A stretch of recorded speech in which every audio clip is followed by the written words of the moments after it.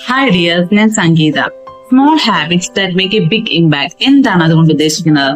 നമ്മുടെ ലൈഫിലെ വളരെ കുഞ്ഞു കുഞ്ഞു കാര്യങ്ങളെ വളരെ ശ്രദ്ധയോടെ ചെയ്ത് അതുവഴി നമ്മുടെ ലൈഫിലും നമ്മുടെ കുട്ടികളെയും അതുപോലെ പരിശീലിപ്പിക്കുന്നത് വഴി അവരുടെ ലൈഫിലും ഒരു ഡിസിപ്ലിൻ കൊണ്ടുവരാൻ കഴിയും. എന്തൊക്കെയാണ് ആ കുഞ്ഞു കുഞ്ഞു കാര്യങ്ങൾ നമുക്ക് നോക്കാം. ആദ്യമായിട്ട് തന്നെ നമ്മൾ രാവിലെ എണീറ്റ ഉടനെ നന്ദി പറയുക. അത് നമ്മൾ വിശ്വസിക്കുന്ന ഏത് ദൈവമായാലും പ്രപഞ്ചശക്തിയായാലും അതിനോട് നന്ദി പ്രകടിപ്പിക്കുക. നമുക്ക് ലൈഫിൽ ലഭിച്ചിട്ടുള്ള ഓരോ കുഞ്ഞു കുഞ്ഞു കാര്യങ്ങളെ ഓർത്തോർത്ത് നന്ദി പറയുന്നതിലൂടെ നമുക്ക് വീണ്ടും വീണ്ടും നന്ദി പറയാനുള്ള അവസരം ദൈവം ഒരുക്കി തരും.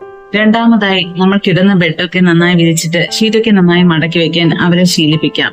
ആദ്യമൊക്കെ നമുക്കും കൂടെ കൂടാം, പിന്നെ അവരെ കൊണ്ട് തന്നെ അത് ചെയ്യിപ്പിക്കാം. അങ്ങനെ ഒരു ശീലം വളർത്തുന്നതിലൂടെ അവരുടെ ലൈഫിൽ രാവിലെ തന്നെ ഒരു പോസിറ്റിവിറ്റി നിറയ്ക്കാൻ വരും. പിന്നെ ധാരാളം വെള്ളം കുടിക്കുക, പഴങ്ങൾ, പച്ചക്കറികൾ ഇതൊക്കെ ശീലിക്കുക. ഇതൊക്കെ നമുക്ക് നിത്യേന ചെയ്യുന്ന കാര്യങ്ങളാണ്. നമ്മൾ ഭക്ഷണം കഴിച്ച പാത്രങ്ങൾ, ചായ കുടിച്ച ഗ്ലാസ് ഇതൊക്കെ അവരവരെ കൊണ്ട് തന്നെ കഴുകി ഉപയോഗിക്കുക. വേസ്റ്റ് ഒക്കെ അതാത് വേസ്റ്റ് ബോക്സിൽ ഡിസ്പോസ് ചെയ്ത് പാത്രങ്ങൾ നന്നായി കഴുകി വെക്കാൻ അവരെ ശീലിപ്പിക്കാം. പിന്നെ നമ്മൾ പുറത്തൊക്കെ പോയിട്ട് വരുമ്പോ ഷൂസ്, ചെരുപ്പ് ഇതൊക്കെ റാക്കിൽ തന്നെ വെക്കാൻ പരിശീലിപ്പിക്കാം.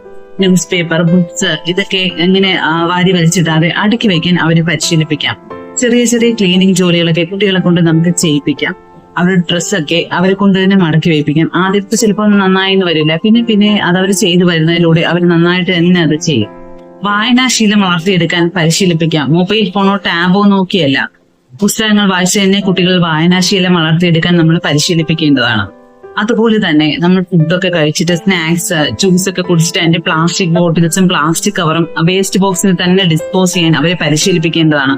അത് വളരെ ഇമ്പോർട്ടന്റ് ആയിട്ടുള്ള ഒരു കാര്യമാണ്. എന്താണെന്നോ, നമ്മൾ പുറത്തോട്ടൊക്കെ പോകുമ്പോൾ ഇതേപോലെ സ്നാക്സ് കഴിച്ചിട്ട് അതിന്റെ വേസ്റ്റ്, ജ്യൂസ് ഒക്കെ കുടിച്ചിട്ട് പ്ലാസ്റ്റിക് ബോട്ടിൽസ് ഇങ്ങനെ അലക്ഷ്യമായി വലിച്ചെറിയുമ്പോൾ നമ്മുടെ സാമൂഹിക പ്രതിബദ്ധതയ്ക്ക് നേരെയാണ് അത് വിരലിച്ചുണ്ടുന്നത്. വേസ്റ്റ് അതാത് ഡിസ്പോസ് ചെയ്യാനുള്ള സ്ഥലങ്ങളിൽ മാത്രം ഡിസ്പോസ് ചെയ്യുക.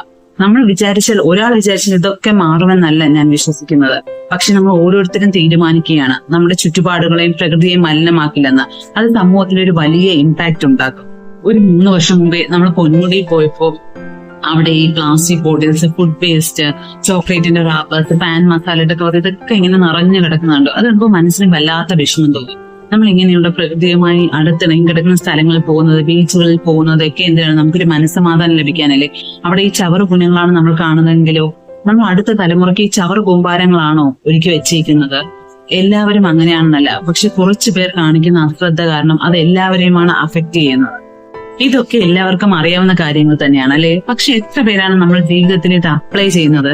നമ്മുടെ കുഞ്ഞുങ്ങളെ ഈ കുഞ്ഞു കുഞ്ഞു കാര്യങ്ങൾ പരിശീലിപ്പിക്കുന്നത് വഴി അവരുടെ ലൈഫിലും ഒരു ഡിസിപ്ലിൻ കൊണ്ടുവന്ന് അവരെ തന്നെയും സഹജീവികളെയും പ്രകൃതിയെയും സ്നേഹിക്കുന്ന ഒരു നല്ല മക്കളായി നമുക്ക് വളർത്താം. എല്ലാവർക്കും സന്തോഷവും സമാധാനം നിറഞ്ഞൊരു ദിവസം ആശംസിക്കുന്നു. Thank you.